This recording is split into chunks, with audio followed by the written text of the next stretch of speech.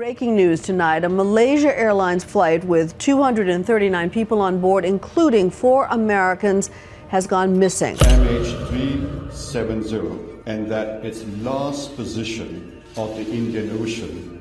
On the morning of the 8th of March 2014, around 12:41 a.m., Malaysia Airlines Flight MH370 took off from Kuala Lumpur International Airport. Its destination, the Beijing Capital International Airport in China. The whole flight would take at the most 7 hours, but more than 12 hours later, flight MH370 hadn't arrived. It never did. Today we find out. Flight MH370, the plane that vanished without a single clue, and the stocks that crumbled. Had the government planned it all? There had been 239 people aboard flight MH370, and they'd suddenly vanished with zero trace. No mayday call, no radar, and more disturbingly, no wreckage. For weeks the world remained in shock, and entire countries began tirelessly searching for them. Satellites, submarines, surveillance planes, every and anything they could throw at the situation, but they were all chasing a ghost. In 2018, after years of searching, the ugly truth was now apparent. Flight MH370 wasn't going to turn up. And while the world scoured the oceans for this phantom flight, something else was going up in smoke: Malaysia Airlines stocks. At first, the fall was slow, but soon they began tumbling rapidly. Billions of dollars vanished. But why? Was someone behind the curtains pulling strings? To really understand all that happened that day, we're going to have to go back a bit in time, like really far back. This wasn't a case of a healthy airline suddenly sabotaged by tragedy. It had been bleeding from the inside. You see, long before flight MH370 ever left the runway, Malaysia Airlines had already been in trouble. Before Flight 370's disappearance, Malaysia Airlines was already bleeding cash, with some even saying that it may need another financial rescue from state investor, Khazanah Nasional BHD, its majority shareholder. The flag carrier's cash and short-term investments by the end of December 2013 were close to $1.2 billion, a lot less than its average operating costs of the 2 previous quarters, and a signal that it might soon need fresh funding or bank loans. Bear in mind that although Malaysia Airlines was Southeast Asia's 4th largest airline by market value, it had had negative operating cash flow for 3 years. In simpler terms, the airline wasn't generating enough cash to meet its day-to-day operating cost, and so had had negative free cash flow, operating cash flow minus capital expenditure, for 6 years. The other airlines, AirAsia and Indonesia's Lion Air, which were new and low cost, kept undercutting them and stealing market share. They were proving difficult for Malaysia Airlines to beat, and so they had to cut costs. But even then, it was still too difficult. To at least get some leverage, they'd based their strategy on having more plane seats filled by cutting ticket prices. Yet it proved fruitless. Fuel costs, as always, were on the rise, and the airline's low pricing strategy wasn't going to do them any good. It didn't help either that despite the attractive ticket offers Malaysia Airlines was putting up, their passenger load kept declining. People just didn't want to fly with them. The airline's margins kept on shrinking, cash flow kept evaporating, but at least they were still putting aeroplanes in the air. Things weren't so bad yet, or so everyone thought. See, we all do it too. Most times people wait until after the headlines before they start taking action, and of course, at some point it's just panic buying and selling galore. The smart investors never have to wait that long because they've been looking for the signals long before the plummeting charts hit TV screens, and in this case, the signs had always been there. The consistent operating losses, the tightened margins without any plans to reverse them, vague statements, the falling credit ratings. When a company doesn't just suffer a bad quarter, and you notice the losses becoming more of a trend, or you see the markets refusing to pump money into a company's shares, those are red flags, and for Malaysia Airlines, they'd always been there, even if the world wasn't necessarily paying attention to them, at least not until Flight MH370. A more horrific event would still happen, but interestingly, Malaysia Airlines stocks did not nosedive, at least not as quickly as you'd expect after something as catastrophic as this. Shocking, eh? Well, here's why. As we mentioned earlier, the investment market is as much a psychology market as it is a logic market. And so in the aftermath of Flight MH370, investors froze. They hoped. They waited. This would surely pass. After all, the company had handled worse. Telling themselves the airline would recover, investors didn't exit. Instead, the public kept on buying. My God. And although the debts kept climbing, one thing had stayed on the rise: the airline's tall talk. In February of that year, Ahmad Jauhari, the airline's CEO at the time, said the airline expected further pressure on its yields, which would come from passenger revenue per seat. According to him, the airline would also try harder to cut its structural costs and improve productivity. His tough talk summed up the company's executives' attitude towards the whole situation. They kept giving press releases, held investor meetings, and promised a positive spin. Their confidence seemed to promise turnarounds, rebranding, and regional expansion. Malaysia Airlines kept egging investors on. Press statements were, yes, sorrowful, but calm. Operational updates, flight schedules, reassurances, the facade of control. They were vague in a way that makes you think things at first glance are going smoothly, without making you question what's going on in the background. And of course, investors wanted to believe it. Because hope, in the stock market as it is in everything else, is a very dangerous thing to hold on to.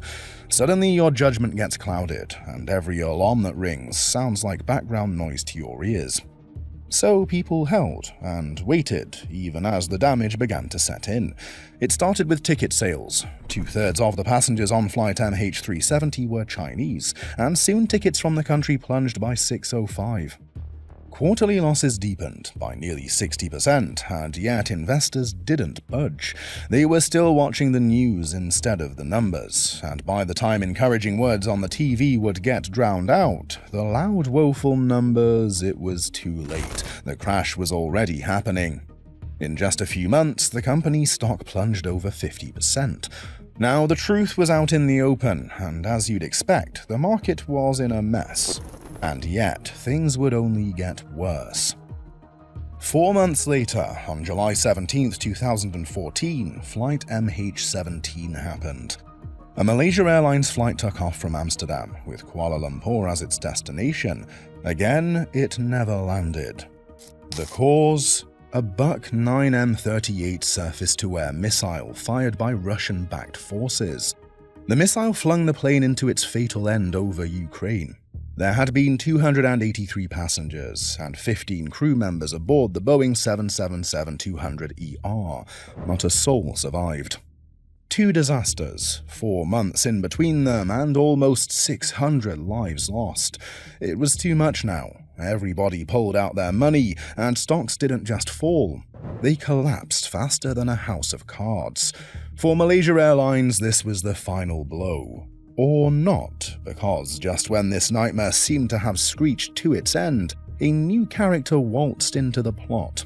The Malaysian government showed up with a bid, a plan, a buyout. A new player entered the scene. The Malaysian government, with a plan, a buyout. Khazanah Nasional, the country's sovereign wealth fund, already owned nearly 70% of Malaysia Airlines. When MH17 happened, it offered to buy out the remaining shares. What that meant was that the company was now privatized completely. Their plan? No more shareholder meetings, no more public accountability, just silence and restructuring behind airtight closed doors. The price tag, some 1.4 billion ringgit, around $430 million. Sounds like big money until you remember that this was an airline once worth billions, now being traded for pennies on the dollar. And honestly, it seems like a great deal. Before the two tragedies, Malaysia Airlines hadn't been making any money at all. The figures were telling. In 2013, they'd bucked a 1.17 billion Malaysian ringgit loss. Just 2 years earlier, they lost twice that, 2.5 billion Malaysian ringgit.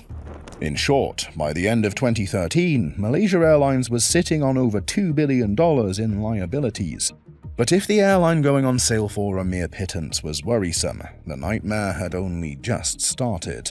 6,000 employees were laid off, branding efforts were shaved off, fleet reduced, and even a new CEO who wasn't even Malaysian was brought on.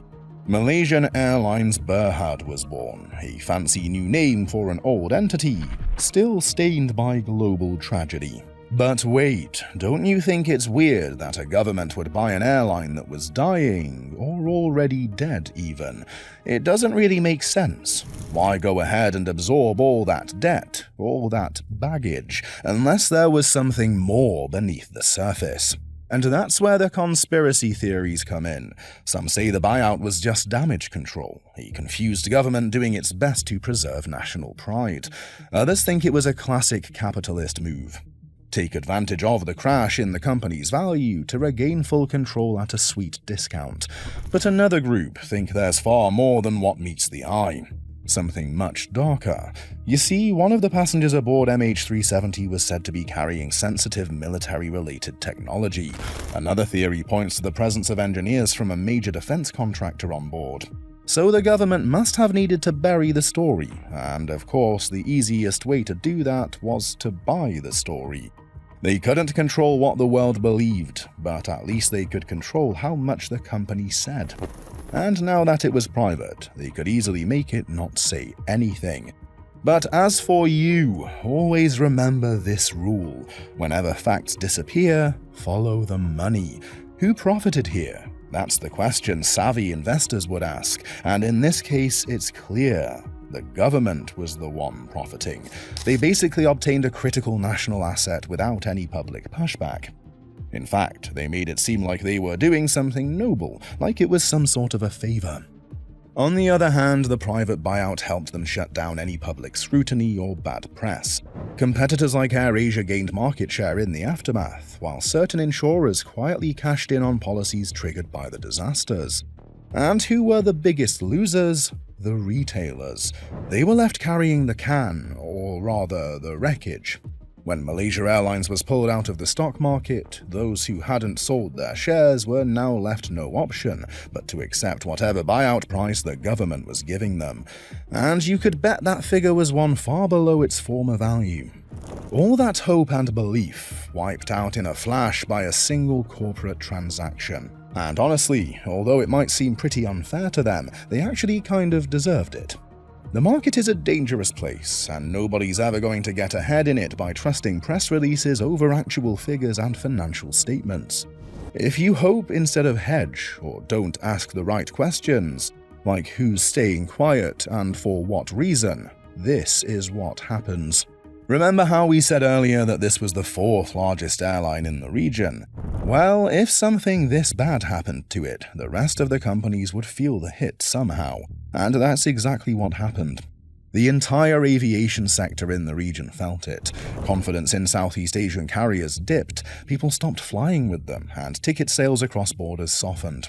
What's worse, Boeing, who had supplied the aircraft in both tragedies, took a temporary reputational knock, although its stock did recover with time. Insurance companies scrambled, repriced risk, and braced for claims. Some took losses, others capitalized. And that's really how it goes here. Every event is a possibility for opportunity, disastrous or not. When tragedy strikes, capital flows. It just doesn't always flow to you, but trust me, it flows. 10 years later, and the wreckage from MH370 is still missing. Although they've received some payouts, families are still waiting with questions hanging in the air. But while they may feel stuck in the past, Malaysia Airlines is still flying under new ownership with a new logo, albeit still carrying that unresolved weight. And what can you take out of this? You don't need to do so much to understand how a company collapses. All you've got to do is read the signs. It's not always an explosion. Sometimes it's just ignored spreadsheets or ignored patterns of losses we lie to ourselves are temporary. And why? It's because we're hoping they aren't real. Hope makes us hold. We stay inactive, and that's really deadly in the market. The markets don't care about hope. They respond to movement, momentum, perception. And you as a player have to respond accordingly. Learn to read distress signals early. If you try to wait for the truth, you'd most likely never get it. Always trust your judgment more than any amount of PR, and remember to ask who's staying silent and why. They're the ones most likely to make profit. The planes might be gone today, but lessons are here and they're clear as day. If this video helped you learn something new, hit the subscription button. Also, what do you think? Was this an act of international sabotage, or just a series of coincidences that were worsened by poor planning? Let us know in the comments.